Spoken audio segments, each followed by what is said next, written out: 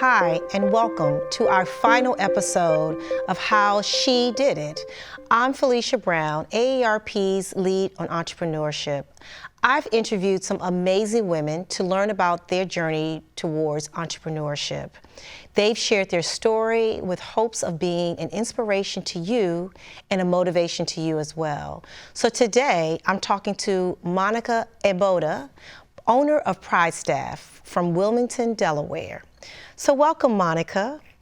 So let's talk about how you started, how you got into Pride Staff, your journey, and any challenges you encountered getting there. Thank you so much, Felicia. It's good to be here. Thank you for the opportunity to share my story. Starting any business it has a rigor to it. It's just as rigorous, whether it's a franchise or you're building from the ground up.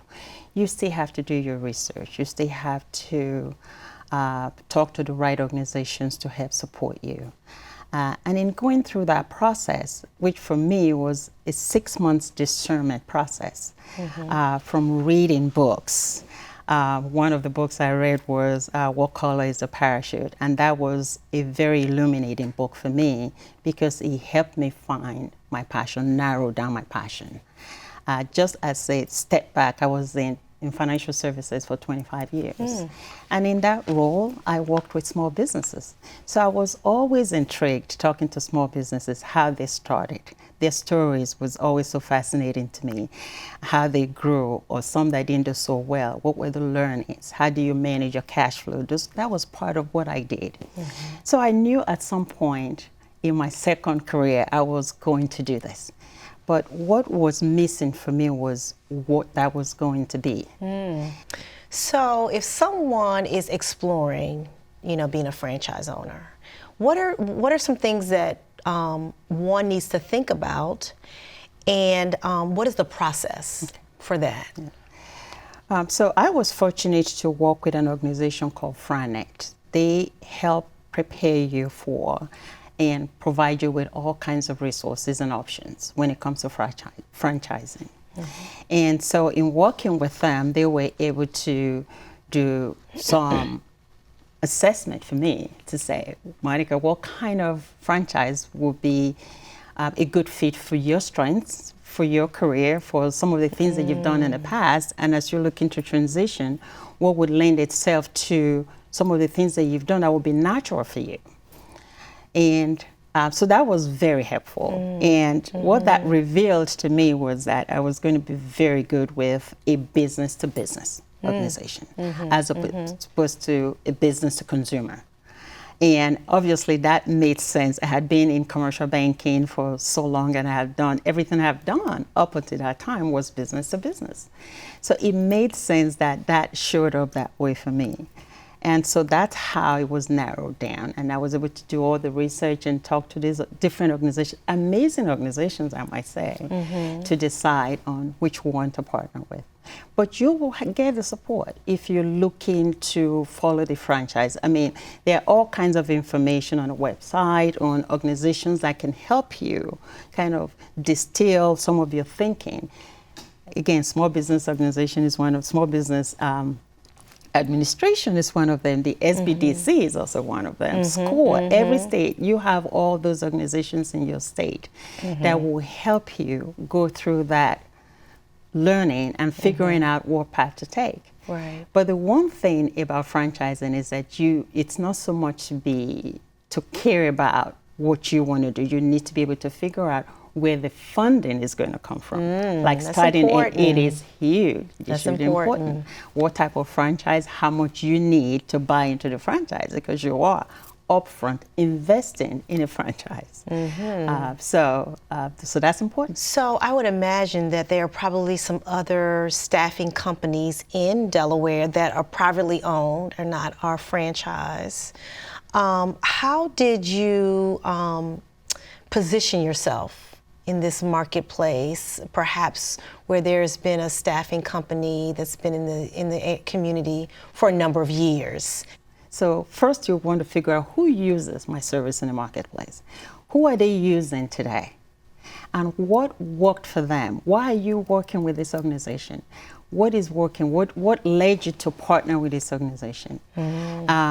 What are some of the opportunities? As I'm new in the market, I want to figure out what has worked. And in having those conversations, interestingly, they opened the doors and they talked to me. And they were willing to say, well, let me give you an opportunity because here's what we're happy with and here's what we're not happy with. I immediately saw an opportunity because the general feedback to me or information that I gathered was people sent talent to me without knowing who they were sending. Wow. They weren't prepared for the marketplace. They weren't well prepared for the client. And for us, that was very different. We spent time with our client, understanding what the business needed, why the position is vacant, who was there. If it's a new position, why did you create this position? What are the expectations? What does success look like here?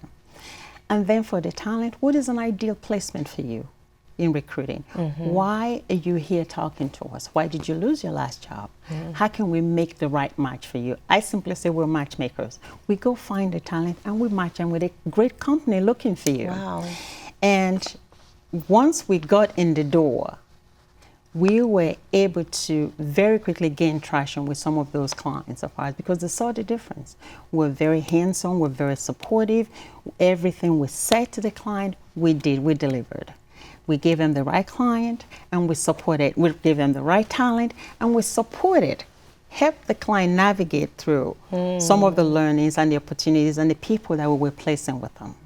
And they were able to retain good talent. And that's big. That's big for any organization looking to find an employee. It's not just enough to find them.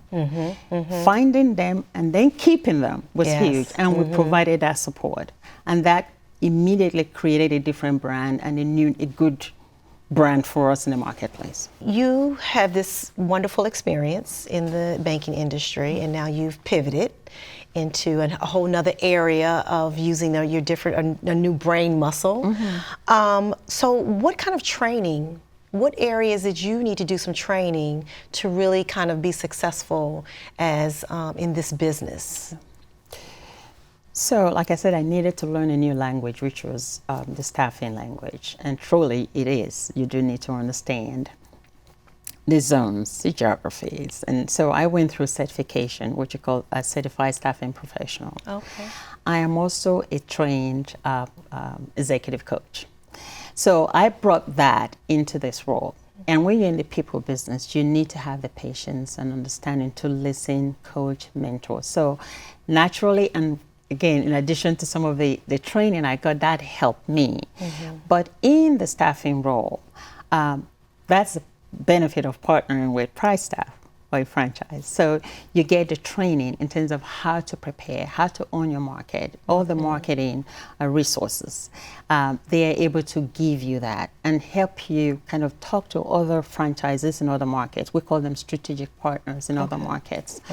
And so you have people that have walked in your shoes that you're able to go observe. So you not only get the training to get you started, you have an opportunity to spend a week in another office just to see how they run it. I mean, you may come to your market and do it differently, but there's some foundational stuff that you need to have.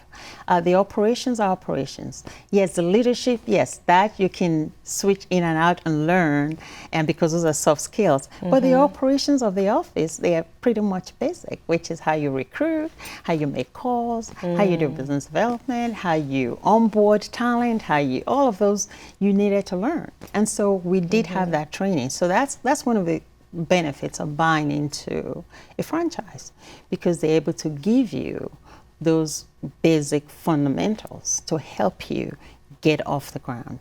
And what I have done with my team is to add the certification, so every member of my team is certified. So you know all the laws, the federal, the state laws. You're able to administer all of that, because we didn't all come from HR, but you don't need to come from HR.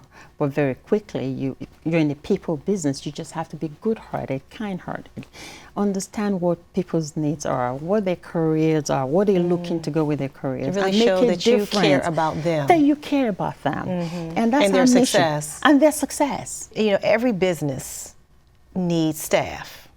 And, no one, I think that most businesses realize that they can't go it alone forever. So how did you find the right staff for Pride staff? Yes. I was humble enough to recognize that I needed to learn staffing language, not the banking language that I had. And so, of course, my first 2 hires were total failure. I hate to call it that way.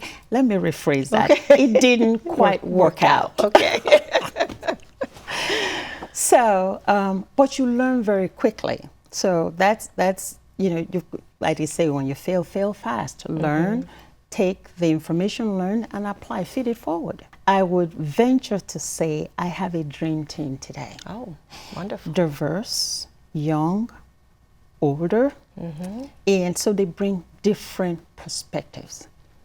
And it's amazing when you watch us in a meeting, and we are all so different. And they all come at this from where they sit. And that helps us really own our clients. So each of my consultants have their book of business, and they work consistently with their client, and that has helped us grow, because you're only as good as your talent. Well, thank you. This has been amazing, Monica, and I know that you have been an inspiration to other women, and potentially some other men who are aspiring to kind of do something on their own. So, hopefully you were inspired by Monica and the other women you've heard in previous episodes. Thank you all for sharing your story. And I hope you were inspired and motivated to launch your passion business. Thank you for tuning in for How She Did It.